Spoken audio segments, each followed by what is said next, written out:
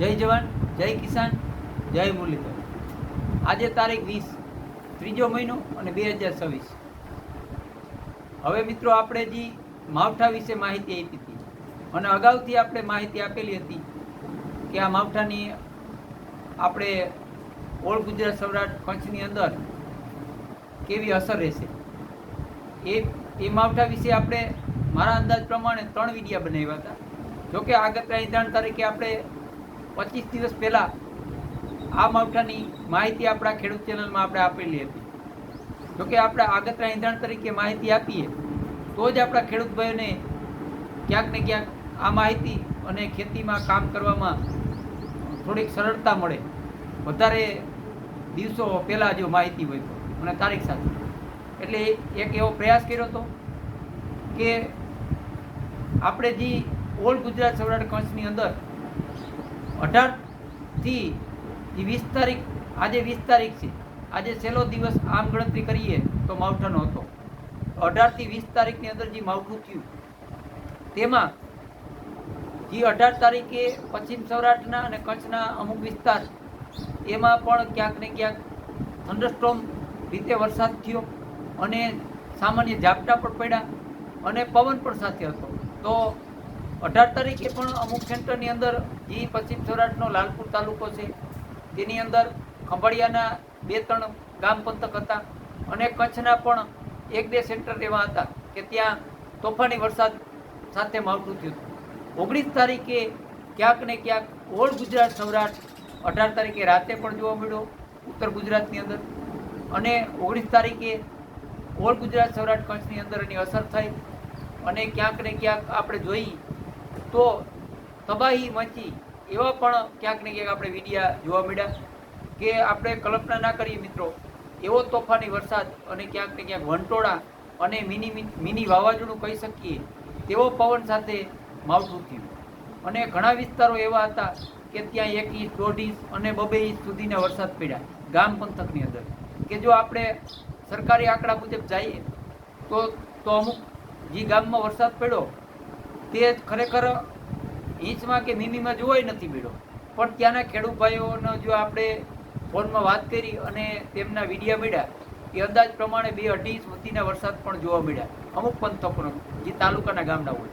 એમાં ખાસ પશ્ચિમ સૌરાષ્ટ્રના લાલપુર તાલુકો, જામનગર જિલ્લાનો, પછી આપણે દેવભૂમિ દ્વારકા જિલ્લાના કલ્યાણપુર તાલુકાના ગામડા છે એવા, પછી આપણે બગસરા સાઈડ એ વિસ્તારના પણ અમુક ગામ પંથકોની જે બુટાવદરને છે તેના પણ આપણે વિડીયા મળ્યા અને ખેડૂત ભાઈઓને આપણે વાત કરેલી છે.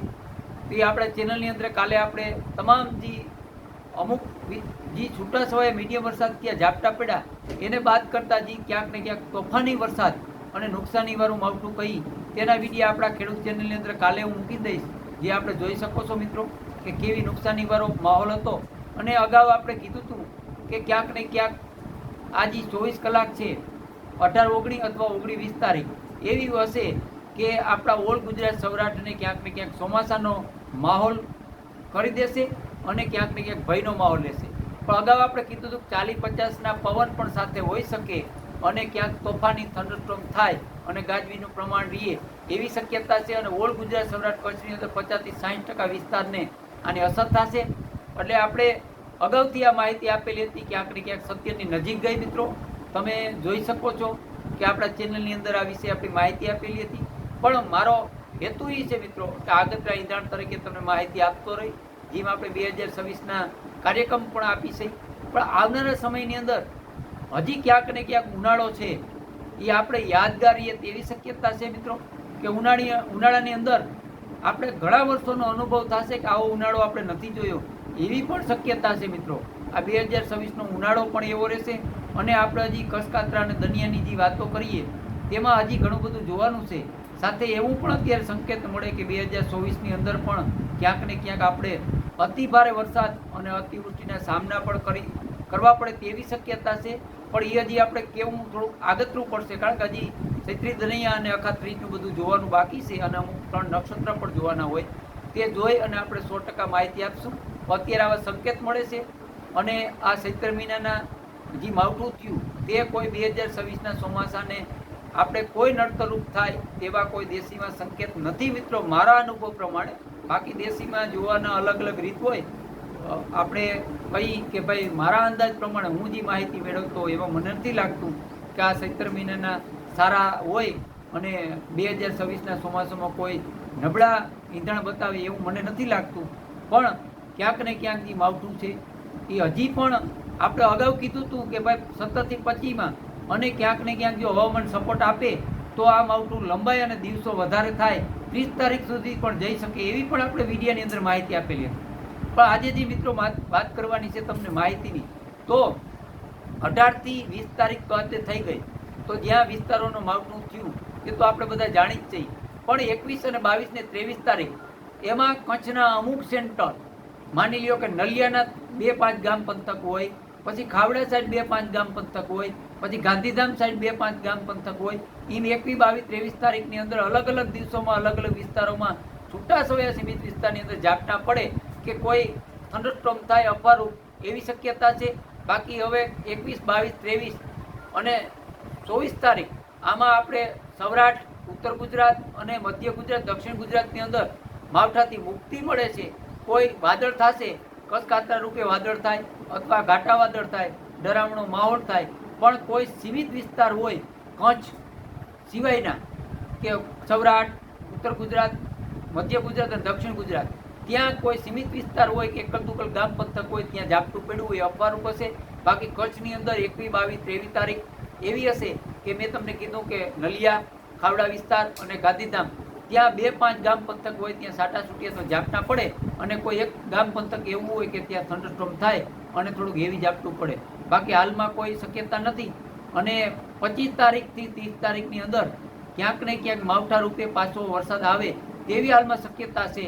પણ 25 અને 26 મીડિયમ સેન્ટર હોય અને સીમિત વિસ્તાર હોય, પણ 28, 29 અને 30 તારીખની અંદર ક્યાંક ને ક્યાંક માવઠાના વિસ્તારો વધે અને થોડુંક તીવ્ર માવઠું પણ અમુક સેન્ટરની અંદર પડી શકે. પણ આ ગયું એવું માવઠું નહીં, પણ હાલમાં એના ઉપર આપણી સતત નજર છે મિત્રો કે આ માવઠાના દિવસો પૂરા થાય અને અસ્તિત્વમાં ફેરફાર થાય, પછી કેવું ટેમ્પરેચર રહીએ અને કેવું આપણે ક્યાંક ને ક્યાંક વાતાવરણ ઠંડુ પડે એના ઉપર દેશી આપણે જે જાણતા હોય એમાં જે પવનની દિશાઓ એ જોઈ અને તમને આગળ પણ આપણે માહિતી આપીએ. પણ અત્યારે એક આપણે શંકા વ્યક્ત કરી કે ક્યાંક ને ક્યાંક 30 તારીખ સુધી અસ્તિત્વમાં ફેરફાર રહેશે મિત્રો, અને ઘાટા વાદળ અને ક્યાંક ને ક્યાંક કસકાતરા રૂપે પણ જોવા મળે. એટલે આ આપણા માટે ક્યાંક ને ક્યાંક મૂંઝવણ પણ લઈ આવી શકે, કારણ કે લાંબા દિવસોનું માવઠું હાલે અને ઘણા હજી કાપણીનો સમય પણ અત્યારે ઘણા વિસ્તારોમાં બાકી છે, તો આ નુકસાની થાય અને એમાં હજી આપણે ક્યાંક ને ક્યાંક 2-5 દિવસ પછી સુકાય અને કામ કરવાની આપણે ટાણું આવે ત્યારે જો બીજું માવઠું થાય તો આપણે વધારે ભીતી રહીએ. એટલે આપણે સતત એની ઉપર નજર છે મિત્રો, અને આવનારા સમયની અંદર પણ ક્યાંય પણ હવામાનમાં ફેરફાર રહેશે તો મારા ખેડૂત ચેનલની અંદર હું વિડીયા દ્વારા તમને માહિતી આપતો રહીશ. અને મારા સારા વિડીયા લાગે અને જો મારી માહિતી સચોટ હોય અને સત્યની નજીક હોય અને કોઈ પણ ખેડૂત ભાઈઓને કામ આવી શકતી હોય તો મારા વિડીયોને શેર કરજો, સબસ્ક્રાઈબ કરજો, લાઈક કરજો, જેથી કરતાં આવનારા સમયની અંદર આપણા તમામ ખેડૂત ભાઈઓ સુધી આપણી માહિતી પહોંચી શકે. આ વિડીયોને પૂરો કરી જય જવાન, જય કિસાન, જય મુરલીધર.